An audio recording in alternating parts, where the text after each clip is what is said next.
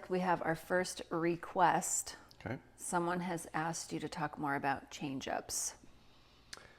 Okay, so a changeup, from a pitching perspective, as far as different pitches go, a changeup, especially on the bigger size field when you're pitching from 60 feet 6 inches, becomes a very valuable and effective pitch. When you're pitching on the smaller fields, when you're 9, 10 years old, pitching from 46 feet, when you're 11 and 12, pitching from 50, it can be more difficult to have an effective changeup, but that's not to say I haven't seen some really good changeups from some young pitchers that have learned the feel for a changeup earlier than a lot of pitchers, to be honest. Okay, so let's start with what is a changeup. I So- think I know what it is, but I don't know if what I'm assuming, just from hearing you talk about it, I don't know what's right. So somebody might be listening and be like, what the heck even is a changeup? Okay, so a changeup is a type of pitch. Yeah, So you have all different types of pitches. You have everybody's main pitch is a fastball. yeah. Then we have a changeup, we have a curveball, you got a slider. Some may throw a knuckleball. You got Okay. split finger fastballs. You got cutters. You have Big variety. fork balls. Yeah, there's a ton of different Okay. types of pitches. So a changeup is a pitch that is an off-speed pitch, so it's slower than a fastball. And just like all pitches, it's meant for deception. It's like a trick pitch. So if my fastball, let's say a baseline, my fastball is 90 miles an hour, a quality changeup, a good changeup is usually going to be 8, 10, maybe 12 slower. We have seen some really good changeups that are even 5 to 6 mile an hour slower. But a lot of it is from movement and deception in the delivery. So when we throw a changeup, we want our body, our arm speed especially, to look identical to us throwing a fastball. Okay. So a lot of young pitchers, their biggest mistake is that they slow their delivery down a little bit. They slow their arm speed down when they're learning a changeup because they hear we're trying to throw something slower. Yeah. So their instincts are to slow everything down. So Yeah. it can take. Like you can see that they're thinking slower, so they go slower. Yeah, it can take them sometimes learning by mistake, going out there and pitching in a game and slowing their body down to throw it, and then all of a sudden it's not effective, so they have to learn what they're doing wrong. But when done correctly, a changeup can be super effective. A couple of the tricks I've learned. Now, first of all, let's preface this by there are many different tricks to a changeup. And you can talk to 10 different big leaguers and they all may have different ways of throwing it, but they're all effective, right? So when I'm working with kids, I'm going to try one thing, and if that doesn't work, then we're going to go to another thing, and so on and so forth. A little bit of trial and error. For sure. The easiest trick I've found is having young pitchers hold a loose grip, right? Sometimes they'll squeeze it too hard. There's different ways of reading a changeup. Like I've thrown so many changeups in my life. I've caught so many changeups that you see patterns that when a pitcher is spiking a changeup into the ground, it's a pressure fingertip issue, right? They have too much pressure. So right at the last second, there's a little too much pressure forcing them to throw it down. When pitchers feel like they have to slow their arm speed down, it's typically a grip issue. So their grip is too tight or they have it too deep in their hand. So now for that pitch to come out of their hand correctly, they feel like they have to slow everything down to get that ball off their fingertips properly. So the not easiest, but the best trick that I've found for younger pitchers especially is these are our fastball fingers. Mm-hmm. So to take those fingers and shift them over one. So now we feel like we're throwing a fastball with our middle fingers. So it's a comfortable grip. But the biggest mistake, and I wish this phrase was never said out there because it is very problematic for young pitchers with small hands. Okay. The term, and it does work for older pitchers, but the term circle changeup is when You make a circle. pitchers throw it and they make a circle with their fingers. So they touch, some will touch it this way, some will make a small circle, but for smaller hands, when they go to make that circle changeup, they have to roll that ball back into their palm to get those fingers to touch. Yeah. And anytime we throw a pitch that the ball is touching the palm of our hand, it becomes extremely hard to control. With that said, you might come across some pitchers that did it for a long time that did throw more of a pitch that was maybe in their palm a little bit further and they figure something out. But in general, most pitchers, especially younger pitchers, putting a ball in their palm, telling them to choke it, telling them to make a circle, does not work, right? And again, you may come across a couple that it does work, but most it doesn't. So So again, coaches shouldn't be discouraged if that's what they learned and they go to try to teach it and their students struggle. They shouldn't become discouraged because that really is not an effective, for smaller hands, that's not effective. yeah, don't get discouraged, but I mean, I encourage anybody who's coaching young players, just coaches in general, we got to understand there's way more ways to do something than just what worked for us. Right. Or how we were taught. Right. Like that is a mistake I made as a coach, and to be honest, it's one of the biggest mistakes a lot of coaches make. They think because they did it that's going to work for everybody. Yeah. False.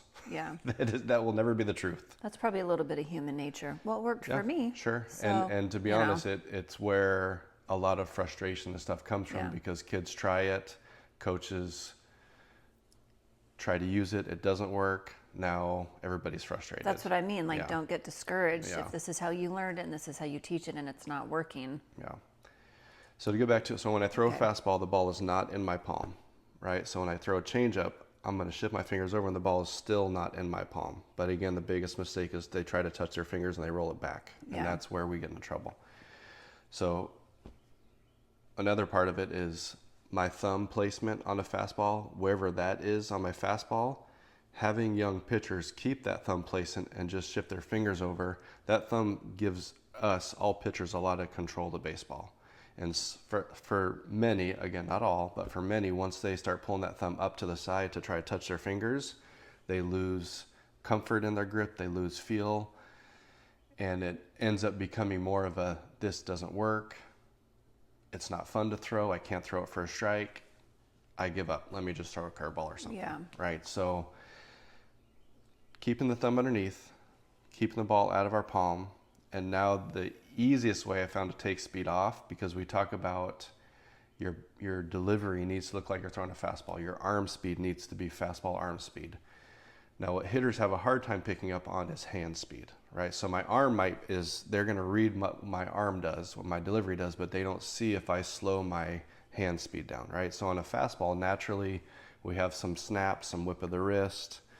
We get some velocity from that. So on a changeup, if I take my loose grip, I take the ball on my fingers, I feel it roll off my fingertips. I'm not going to put pressure with my fingertips. I feel it roll off my fingertips, and I almost have like a loose, limp, slow hand. That is the easiest way that I've found for young pitchers to take speed off of it. Now, I never thought about that when I played. When I was pitching, I never thought about having a loose grip, loose wrist. Probably maybe 10, 12 years ago, as we've talked about, I played catch with all my students. And while I was playing catch with my change with one of them, I for some reason happened to notice that when I was throwing it, I wasn't as fast with my hand. And it's I don't know why I just then realized it, but I realized I wasn't snapping my wrist. I didn't feel powerful in my hand. Whereas when you throw a fastball, you feel whippy, you feel strong, you feel aggressive. And I realized that on my changeup, I wasn't. So I remember it. In that moment, I went to the kid I was playing catch with. I said, hey, try this, right? Try not snapping your wrist. Try almost feeling like your wrist is loose or limp, whatever makes sense to you. And it was like a light bulb moment. In that moment, all of a sudden, he must have dropped 3, 4, 5 miles an hour off of his changeup in catch. Wow. So ever since then, every kid that I go to teach a changeup to, I hear you say it all the time. yeah, every kid we try this, and I'm not kidding. I mean, I've probably helped hundreds of kids over the years learn it, and maybe a handful that trick didn't work. So Just couldn't connect loose. yeah. Yeah. And every once in a while you come out, not all kids have that aptitude, being able to, apply what they're learning, or they have that, mind-body connection yet. Doesn't mean they won't at some point. But that trick is without a doubt the easiest one I found to help most pitchers. Now, other tricks. I remember watching a video of Jamie Moyer. I don't know if you know who Jamie Moyer was. I remember that name. So he pitched for the Mariners for a long time, a bunch of other teams. And I remember watching a video where he was, I think it was on MLB Network or ESPN or something, and he was being interviewed, and they asked him about his changeup. He was a low velo guy, the type of pitcher we will never see in the major leagues again. Like his fastball was like 79 to 82, 83. You will never see that again, ever. But they asked him to just talk about his changeup, and he talked about when he would throw it, he would try to leave his foot back on the rubber. So through his delivery, he would get the energy down the mound, but he would, instead of like feeling that push or whatever he would naturally feel off of his back foot, he would try to leave his foot on the rubber. So what that would do is it would take out his lower half energy. Mm-hmm. So he would keep everything else the same, but he just wouldn't drive, or whatever term you want to use, creating energy down the mound. And that was how he threw his changeup. So I went to the field the next day or in catch or something, and I tried it, and it worked. Right, so that was. So does the hitter? They're so focused on your arm and the ball. Do they not notice the back foot not leaving? No, their attention is all up here. Right. You know, all hitters have a spot kind of on the pitcher that they focus on before the pitch is released, and then their hand shifts over to the release point. Yeah. But yeah, so they're not going to notice that stuff. I mean, we've heard about some pitchers will shorten their stride a few inches, and again, this is all lower half. Some will. We've even heard like curl their toes so they can't feel that push. Mm-hmm. We've heard about pitchers having a feeling of they're dragging their foot longer behind them. Some type of cue. Yeah. And it results in a slower. Yeah, the oddest one to me was I actually coached with a guy who had a great big league career with his changeup, and he said that he would grip it hard. And I don't know how he did it, but like I've tried it, and like putting that sort of strength in my grip, trying to throw a changeup, I couldn't do it. But that's what worked for him. Right. Another one is some guys will have a stiff wrist, so when they're coming through, they don't get that snap. Their wrist is more stiff. So having a stiff wrist, but also feeling it roll off your fingers, again, body control, right? So that's a big piece to this. But anyway, so those are. I just gave you quite a few different things that we have found other people have described how they throw their changeup. But again, I think the most important thing when you're teaching a changeup is to remember who you're teaching it to. For guys like myself, we're working with kids. We gotta know multiple ways to do everything. We can't just know one way. So understanding different grips, understanding different pressures. You know, when I threw mine was more of I would put pressure back here on my fingers. I would squeeze there, but then feel it roll off my fingers. That was the changeup I had when I played. My changeup that I throw now is completely different. And I would say the changeup I throw now is better. If I had the changeup when I played, it definitely would have been more effective. But again, because you're able to take even more speed off it now. I can manipulate a little bit and get a little bit more movement. Whereas as a player, I just would throw it straight. It took me so long to find something that worked. That worked. My changeup was just a straight four-seam spin changeup, and I would play it off my four-seam fastball. You just felt dialed in once you made that discovery, and it worked. Yeah, and as a player, I tried so many different things, and nothing really worked until I was done playing. But again, I think the biggest reason I feel more comfortable and confident in a changeup now is because I throw it every day so many times. Yeah. Which again, also a reason why I feel like maybe I'm able to teach it a little bit better is because I have tried every way to do it, but I also do it myself. It's really hard to teach anything, genuinely teach it, if you haven't actually done it yourself. Yeah. But again, that's one of the struggles out there that it just provides a certain perspective when you've actually done it. You can understand how it works and watch a lot of whatever and then feel like you know how to teach it. But if you haven't actually done it, you're lacking that perspective, I think. And again, getting to work with a lot of families over the years, some of my favorite, I love them all, but some of my favorite situations to be in is when I'm working with a kid whose mom or dad or whoever is also a coach. So I get to, at that same time, like I'll make sure they're over here and they're listening when we're talking about something like a changeup. Yeah. Because that coach is going to go out there and maybe be able to help some of the kids that they are with out there, teach them something that is going to be beneficial. Yeah. Now to our favorite segment. This is probably just your favorite segment. Yeah. It's going to Okay. be most people's favorite I segment. don't think so, but okay. All right, Baseball 101 with Rachel. Okay. Is there a subject matter? Like last So- time it was terms. So we are following up, since last week went so good. I thought about a lot more baseball terms Oh, afterwards Brother. that will be good for Okay. for us to know how much you know about it, but then also Not a lot. a lot of people that watch these will learn something. Okay. Okay. So we're still on slang-ish type terms that you find people saying on the baseball field. Yes, ma'am. Okay. All right, first one, and I'm pretty sure you know some of these. Can of corn? No. No. Okay. No. What is a PO? PO. I've heard this. Mm-hmm. I've heard this before. Is it pitcher something? Mm-hmm. Oh, it is. Okay. Option? I don't know. It's a pitcher only. Ugh, So it's meaning, like a DH. Okay. yeah. So meaning that Yeah. Okay. a player on the roster, all they do is pitch. Yeah, They don't okay. play a position. They don't. Okay. Is that new?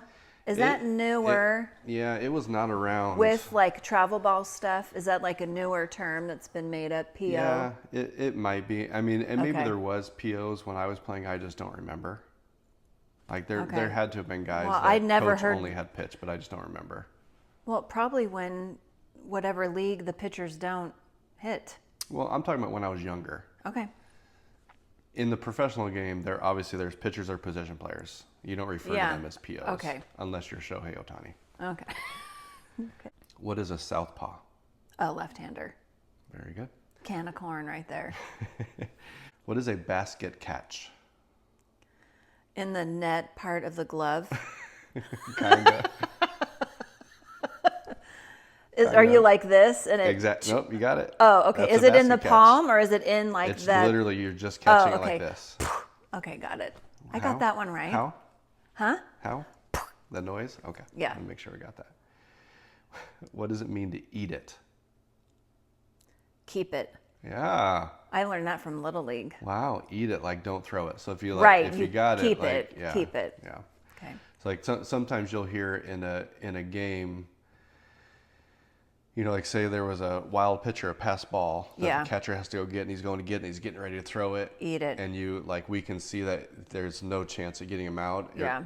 Someone will yell, "Eat it." I meaning don't throw learned it. that when our kids played Little League. I had never heard that before. Okay. What does it mean to flash leather? Something to do with your glove. Yeah.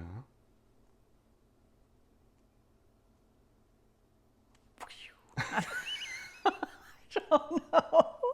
Is it like a quick little? It's like the ball comes off the bat real fast and you just get No, it. It means to make a great play. Like you made a great diving catch or someone Okay. in the hole, grab Okay. and throw it. What does it mean to field the ball in the hole? I don't know. I knew you were going to Means ask me you're- that right when you said it. So like say you got shortstop and third base. Yeah. And the shortstop Oh. has to go to his right, so Okay. towards third base. So he goes out there, Yeah. fields it. They call it, that's like the hole hole, area. okay. And he turns around and chucks it. Okay. What does it mean to have a day? Have a day, Yeah. like a good day. Yeah. Is that a good day at I say good day at the office Yeah. or bad day Yeah. at the office. There you go. Okay. What is pepper? Oh, that's like a little skills game. Like, I wish it was done a lot more these is it days. off the bat? Okay. Is it Yeah, bat and your glove? I don't. Like I would know it if I saw some guys doing it, but I Yeah. don't know how to describe so it. you have multiple players in a row. Yeah. And then you have someone maybe 15, maybe 20 feet away with the Yeah. bat. And the guys throw the ball and he, hits a little This ground little ball line dinker. drive somewhere Okay. and they field it and throw it. And it is a great It's little fast skill paced drill. though, right? Yeah. It's like oh, yeah. okay. Yeah, something that I think that when these kids hopefully people are listening to this, when these kids show up early to practice, Yeah. you know, instead of everybody standing around or, you know, we used to play pepper. Yeah. Like that was how we warmed up and had fun. And at the same time, you are developing some glove skills, some Yeah. bat to ball skills. Well, that's why they do it in volleyball. I mean, it's ball handling, control. It can be super fast paced, but and also in pepper, there's 3 different like spices. That's why it's in volleyball. That's why it's 3. Yeah. Anyways. Okay, I got 2 more. Okay. What's a short porch? I have no idea. Short porch. Somebody that's dumb. No. Short porch is a short outfield fence. So like when I was coaching in Orem, left field fence was like Short. 300 feet away. Okay. And we're playing at a higher elevation. Oh, right? So when okay. the fence is short, we call it a short porch. Oh, I thought you meant short height No, wise. short porch of the fence is close. Okay. All right, last one, and I shouldn't have written this down. You don't ever want to speak this word into the universe. Well, don't do it then. Yeah, we will. Okay. And you know what it is. What are the yips? Oh, it's like a mental block. You just can't. You go to do it and you can't. Right? Yeah, it's typically with throwing. Oh. Like someone who just, they cannot throw the ball to their partner, right? Oh, I thought it was like when you, like a kid's gotten hit with a pitch and he goes in and he just can't, he steps out every time. Like he can't get past something You probably that's could happened. refer to that as the yips, but typically it's only used with someone that has a throwing issue. Oh, I have a completely my own definition of it, I guess. I mean, again, you could use it in that situation. Okay. A kid who's scared to swing the bat or something. Well, just any situation that like something's happened to you in that situation, it's just some kind of fear. Mm-hmm. It's to me, it's a fear-based mental block, and you just can't get past Yeah. it. You can't, all the skills, you've done it before, and for whatever reason. I played with a guy, he was a catcher, and he had the yips. Ugh. And when he literally couldn't throw the ball back to the pitcher. So he would stand up, and he was a right-hander, he would step with his right foot to throw it. Yeah. I think he ended up getting past it, but do you remember who Rick Ankiel? Have you heard that name? Do you remember what team He had the big yips. Do you remember what Something team he happened to him. I feel like he wore red, but that could be any You're team. right. You're right. I don't remember. Was it the Cardinals? Man, you Oh, are. wow. That was a lucky guess. Oh, you're a genius. Something happened to him and he had the yips big time. So it was in the playoffs one year. I don't remember what year, but he literally, like, while pitching, I mean, he was firing balls off the backstop. Like, it got so bad, his pitching career ended. Yeah. And he ended up going back to the minor leagues, and he was a really good position player. So Wasn't he in the out? I thought he was an outfielder. He started as a pitcher. So then he transitioned away from pitching to outfield. Okay. And ended up making it back up to the big leagues as a Okay. position guy. Like, that is, I don't think people realize how, I feel like that's unheard of. oh, it's crazy. Has it just ever happened before him? That sort of path, I don't know. Maybe, but probably not. Yeah. Okay. But that it just speaks to the type of athlete that he was. I mean, that's unheard of. Yeah. Yeah. Okay. Well, good job. Thank you. I mean, 50%, that's failing, but that's okay.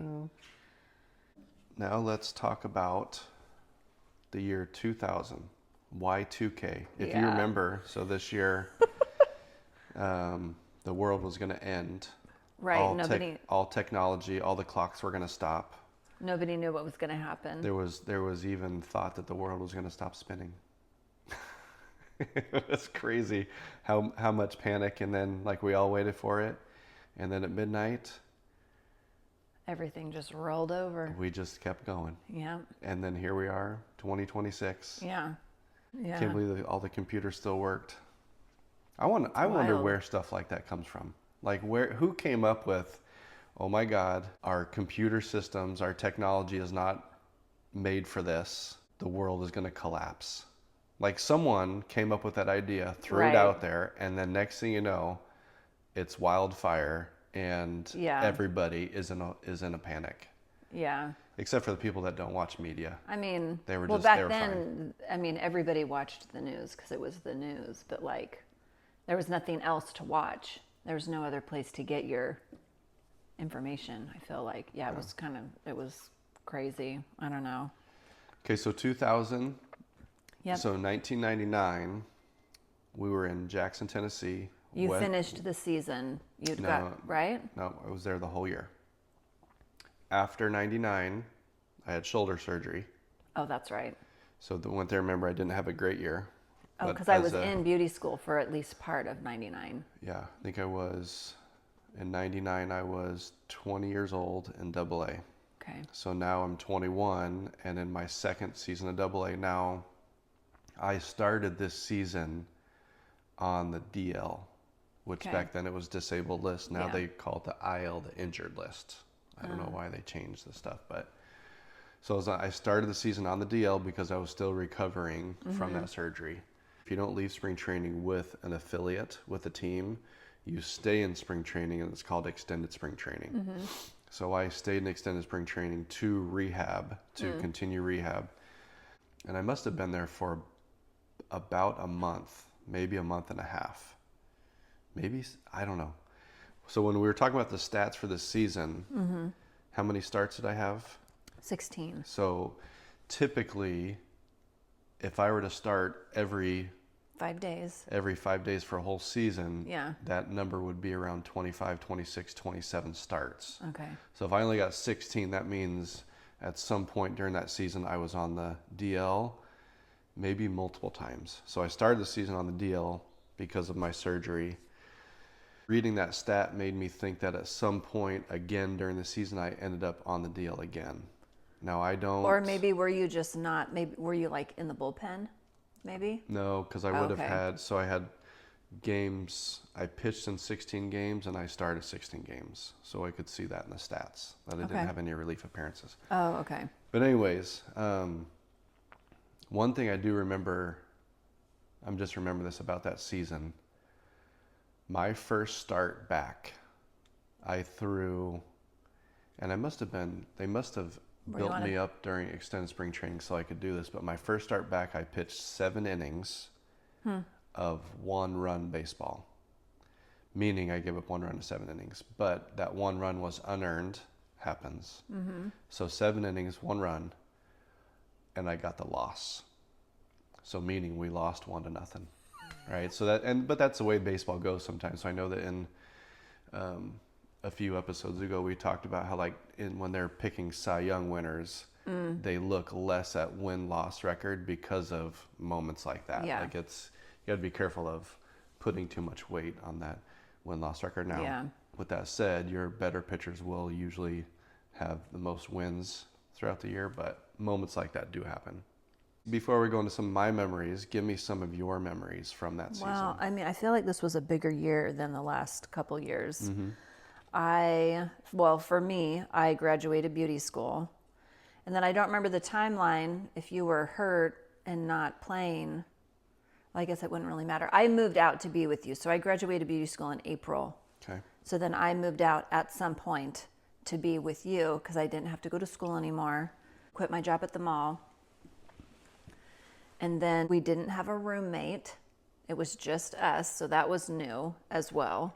At least, I mean, for me. We ended up getting a puppy that year. I don't know at what point in the season, but I'm sure, and after that season, we moved in with your parents with our dog. And then, they had a dog and you're like, it was a little bit of chaos. They probably weren't super happy with us, but they were happy to have us back. I did get hit with a foul ball that year. My first I've been hit with 2. So let's talk real quick about crazy how this happened. So, So you were... And our memories might be a little bit different. I don't know. So my memory is in that stadium, the clubhouse was out behind left field. Yeah. As was our bullpen was out there and the batting cages. You were back there with Sadie, our dog. I was hanging out with the grounds crew guys. Yeah. So you were back there, standing back there, and there was a foul ball home run. Yeah. So a ball that went over the fence but was foul. Well, it hooked outside. and it hits you Yeah. like Right in my yeah. pelvis, Yeah. basically. Didn't hit my bone. Like if I was gonna get hit with like a laser beam foul Yeah. ball, it must have been a guardian angel moment because I didn't even have a bruise. Yeah. I was not injured. I didn't even tear up. Like it just kind of, It's because you're tough. no. And it happens in an instant. Like so I was out there with our dog because I either didn't want to or couldn't take her into the stadium. Hanging out with the grounds crew guys, probably showed up to the game late. Maybe you weren't pitching that day or something, so I didn't get there on time. And as soon as the one guy like noticed and was like, look out, is when I noticed, and boom, it hit me like in a nanosecond. It all happens at the same time.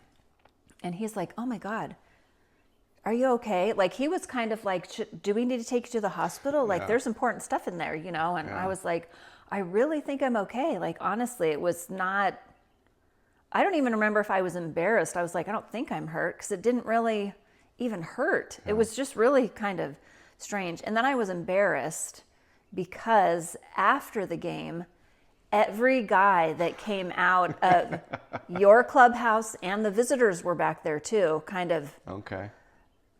you okay? It was like, yeah, didn't somebody like walkie-talkie to you in the dugout? Yeah, I don't remember how it got to me, but someone said that, No, it was you like, had just been hit. Yeah. So I don't know how it got somebody to me in the dugout. Somebody had like a walkie-talkie or something from the bullpen because you couldn't see me in the dugouts. Like you had no idea. And Yeah. yeah. I do have another memory from that year though. I'm pretty sure it's from that year. And I think I've even made like a Facebook post about it. There was, we lived together that year. It was just us. And I remember your parents came to visit us at some point, obviously during like a home stand. So you had at least 4 games in a row at home and you had a day game start. Now, to me, those were like the creme de la creme of starts because you don't have to get up early, but you get to go to the field early and we get to go out to dinner at a decent hour, like a dinner time hour. And it's almost like a day off because you have your morning and the evening, but then you have a few hours, during the day where you sit outside. It's a beautiful day. But this day, it was packed, probably because it was a day game, because our seats, and I don't know why I remember this, but our seats were not where the typical seats were. It's like when you would leave me tickets or me and the kids, they were always somewhere behind home plate, somewhere behind the netting, just so we were a little bit safer. And these seats, for some reason, were maybe like closer to like behind the dugout, and we were like up in the bleachers for some reason. Okay. You started, and I'm pretty sure you pitched like 1/3 of the first inning. It was just not a good day at the office for you. What does pitching a third of an inning mean? 1 out. Like you What were. if I pitched 2/3? Okay, do you pitch 2? What? I don't No. What oh, is 2 outs. Okay. There's a lot of people that don't know that. Okay, so if you pitch 1/3 of an inning, you've pitched and you've only gotten 1 out. Yeah. So it was either 1 or 2 outs. You didn't even make it out of the top of the first inning. I don't remember runs I don't. 6. Okay. Okay. Not a great way to start the day. No. And your parents and I were sitting there and some guy just was heckling. I mean, okay, on one hand, that performance was kind of ridiculous. Like Sure. you were struggling. Oh, yeah. Right. Get him out of there. Go like put somebody else. But this guy was just, there's no way he was drunk already. There's just no way. And he was just ugly. Get him out of just, you suck. And like, he's right behind your parents and I. And I'm like, oh my God, do I say something to this guy? Like his parents are like, even just to embarrass the guy, like turn around and say, his parents are right here, but I didn't because I was just like, I don't know. It wasn't even, I wasn't embarrassed and it wasn't secondhand embarrassment, but it was just like, I don't know. I was just frozen. Fans are funny like that. But your parents were sitting yeah. right, and of course your mom's like, okay, you can do it, just like a classic mom thing. She wasn't super loud about it, but My goodness, I just was, and then they took you out after, was it 1/3? Yep. Okay, they did take you out, and we didn't see you and then we just had to sit there while the game continued through 9 whole innings, and that was that. Yeah, I remember after getting taken out, I ended up going down to the clubhouse and I went on a long run. A long run. Yeah, That's and what you told me. I ran for a long time. But I Just had processing. I had two outings in my career where I lasted 1/3 of an inning, and the other one was, God, when was it? I feel like it was in the playoffs of a season. It was either this year or maybe the next year, but it was in the postseason. And that's right, I remember. So the other time it happened, I pitched twice in the postseason. My first start, I went 7 shutout innings, and then my second start, I lasted 1/3 of an inning and gave up 5 runs. Oh, jeez. Like, talk about polar opposites, Yeah. but that's just how this game is sometimes. Yeah. But yeah, those days, where I ended up going in my career, Yeah. I really have a better appreciation for all those moments that I had just really bad days early in my career, that they absolutely played a part in developing thicker skin, learning how to deal with those moments. Like, you have to go through those types of things so that you can become a better competitor later. Yeah. Right? And we, as parents, as coaches, even as players, like, we fear those moments. We don't want those moments to happen at all, but they are completely necessary to get to peak mental toughness. You have to get knocked down. You have to get your butt kicked. You have to fail in ways that you never thought possible to get to that point of real toughness. Because, I mean, if all you do is succeed all the time, like, what's going to happen when all of a sudden you are faced with better competition? Yeah. When you're challenged. An extreme moment in a big moment. Yeah. Like, how are you going to deal with it if you haven't learned how to? So, like, I've learned how to just appreciate those moments. Yeah. Well, and I think later on we just went to dinner. Yeah. I mean, it was a normal evening, and I think you had processed and done whatever you needed to do. And of course I don't remember like the exact conversation, but I can pretty confidently say we didn't sit there at dinner dwelling on it. We may have chatted about it a little bit. I don't even remember if you just didn't have your stuff that day, or like, I don't know why you had such a bad day. It was one of those days that every ball that was hit found a hole, found grass somewhere. So it was just a bad day at work. You just Yeah. had an off day at work, and we went out to dinner. Just tried to enjoy the time that your parents were there visiting, because I think it was like probably the only time they were going to visit for that season. And so, we weren't going to get to see them, or they weren't going to get to see you pitch, and again. Like, I think that, who knows, maybe that was your only start for their visit. Like, I don't even remember that part. Yeah. So we were in West Tennessee this year. In the next episode we'll talk about again, I was in 2001, we were back in West Tenn. So I ended up being on this team for 3 years straight, which doesn't happen often in professional baseball. But something I didn't mention last episode was the pitching coach I had for all 3 years. His name was Alan Dunn. Yeah. He ended up later going on he never pitched in the big leagues, but he did end up being a bullpen coach in the Orioles organization at the big league level for a while, and he also was a long-time pitching coach at LSU. So I'm not sure where he is now, to be honest. I'm not sure if he's still doing it, but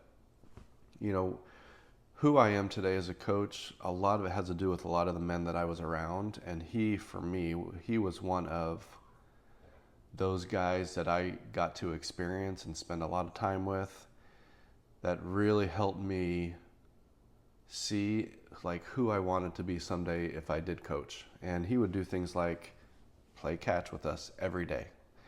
And he would play catch with multiple guys every day. He would play long toss 2 to 3 times a day. Okay, what's long toss? What is long toss? Well, I don't know the distance, but it's long. So long toss is different for everybody. Like you're getting me off topic here, but Okay.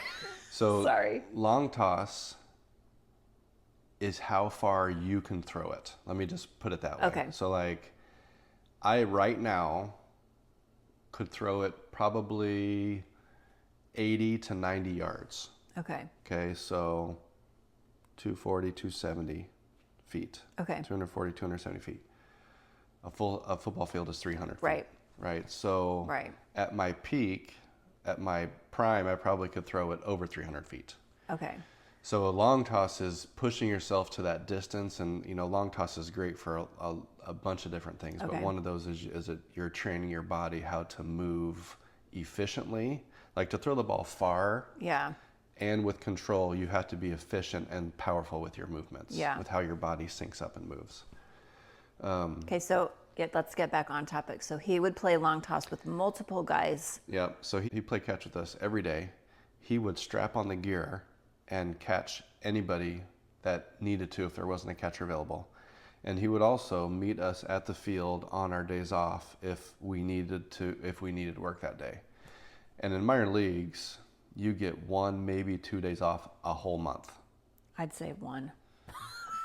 Every once in a while, we had 2. I guess, yeah, but one. they're few and Yeah. far between. I think it's changed a little bit now, maybe. But yeah, it definitely, like, your days off were precious.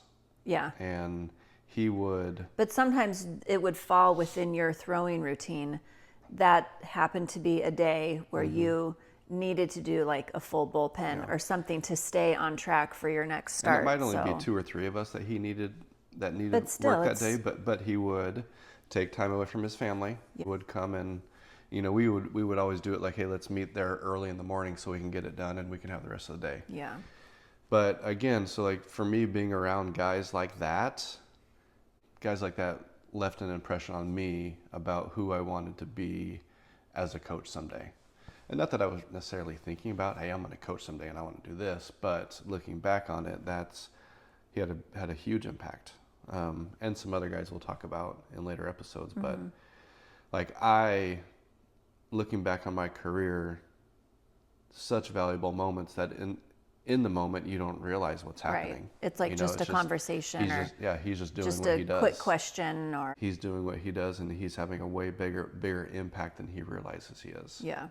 And I think that should be one of the goals of But all that's probably coaches. just who he is. Yeah, exactly. Yeah. And I mean, it's not like like, oh, I gotta go catch these guys on a day. Like, And I think for all of us with kids, like that's our hope, is that our kids end up around people who have positive impacts on them in life, not just sports, but just in general, and I think that, the term is, show me your circle of friends and I'll show you your future. I think there's a big part to that.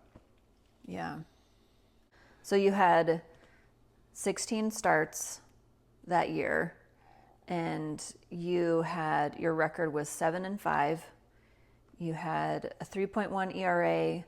You pitched 93 innings, and you gave up 80 hits, 41 walks, 65 strikeouts, and your WHIP was 1.30.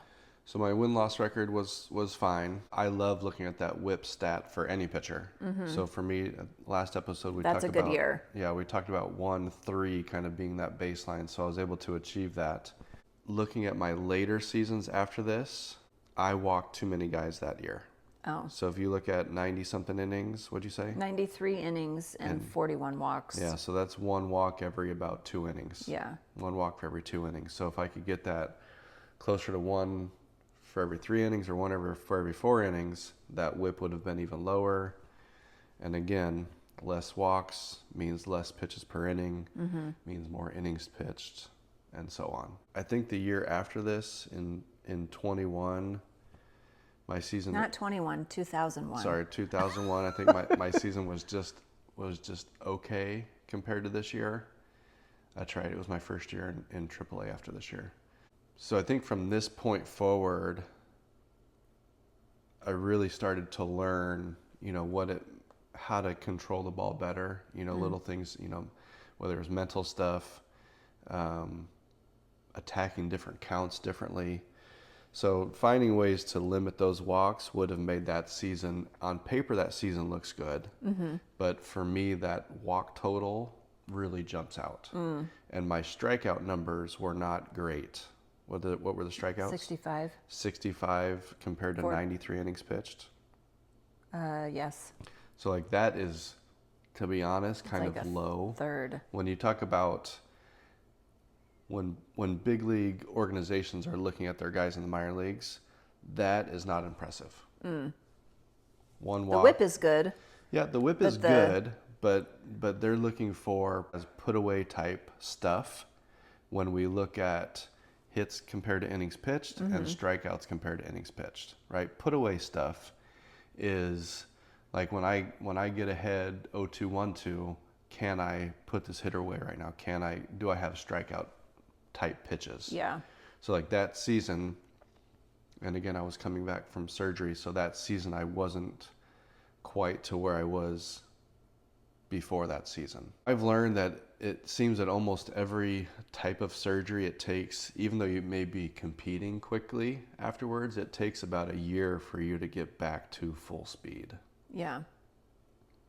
For almost every type of surgery. That's just what I've kind of observed. Yeah. I'm sure that there's doctors that would say different, but Well, shoot, they tell you you're recovered after 6 weeks after giving birth to a child, and I feel like that is just not. But for your body to get back to 100%, it probably took. I mean, it took 9 months to grow the child. Yeah. It's not going to take 6 weeks to get. Yeah. Yeah. Yeah. So it's just something I noticed that it seems to take Yeah. longer than you would expect. Yeah. But anyway, so those numbers, whip is good. Win-loss record was obviously okay. Hits to innings pitched was good. I didn't give up a lot of hits, but the other stuff was not really. The walks and strikeouts were not very impressive, to be honest. So What like about the ERA at 3.1? Is that okay? So that showed, that's a good ERA for sure. Okay. And that showed that, I was able to limit those guys from reaching home, and obviously me not giving up a lot of hits meant less runners on base. Yeah. Not having the amount of runners on base was what allowed to keep that ERA down. Yeah, okay. But again, if I'm just looking at it, Yeah. the walks and strikeouts were not very impressive when it comes to what an organization is looking for. So you really have to look at these numbers in relation to one another. You can't just look at your win-loss or just look at your innings pitched And- or even the whip. Yeah. So Even though that's a really good one, Yeah. they're not standalone numbers. Yeah. So working with kids, we'll talk about numbers. What was your line score for when you pitched, and this type of stuff, and trying to help families and kids, look at. And again, they're kids, so like some of them are way ahead of their peers, and some just are on a normal path. Yeah. Right, a normal trajectory. But trying to help them understand, what are the little things that to pay attention to help the bigger picture, I feel is important. And, when it comes to reading stats, how stats are kept these days, we'll get into it in another episode, but you got to be very careful with some of the game changer stuff out there. But it's really hard to mess up strikeouts and walk totals. It's really hard to mess up those numbers and innings pitched unless someone were to forget to change who was pitching. So helping them kind of read those a little bit better can kind of help teach them what it means to be a pitcher. Help the parents know what better to look for. Like there's a lot of kids that think that it's okay to walk one batter per inning, right? And age relatable, we're at the infant stages of pitching, so we're super new to this. So like it might be, but what are some things we can do to walk a guy every 2 innings? If you're already doing that, how can we limit them even more? How can we approach this and approach counts? And can we do anything different with the first pitch, or where's my catcher setting up these little things that we can do to get better at getting to that point where I can even walk guys at all, getting to ball 4. So it's a deeper topic, maybe one that we can get into in another episode. But again, just go back to it, like those numbers may be okay to some people, but not great for what we're looking for in high level competitors. Yeah. One more important note for this year. Okay. December 3rd, 2000. Okay. We got married. Yep. We didn't talk about it, but we got engaged after the 98 season. Mm-hmm. Okay. Do you remember our plan? No. Our plan was to wait until you got to the big leagues to get married. Oh, well, that got... Well, I wonder if that got put on hold because I ended up getting hurt.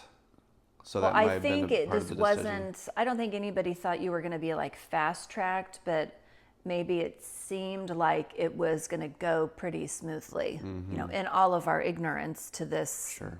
life. But, you know, yeah, we'll be together for a couple of years and then we'll get engaged and then we'll just get married when you get to the big leagues. I think in our minds, we would just be able to pay for the wedding, I think, because, you know, big leagues meant a bunch of money. So, but obviously, very rarely in life, and especially in the baseball life, I don't know about other sports, but very rarely does anything go to plan. Yeah. I mean, Yeah. I can't even count how many times we made plans and then, nope. So anyway, so that was a special year in many different ways. I think all the years have been special in their own ways. But, Yeah. But even those hard moments, you know, were meant to be. But that year ended on a great note. We got married, and here we are in December of this year. We'll celebrate 26 years together. That's wild.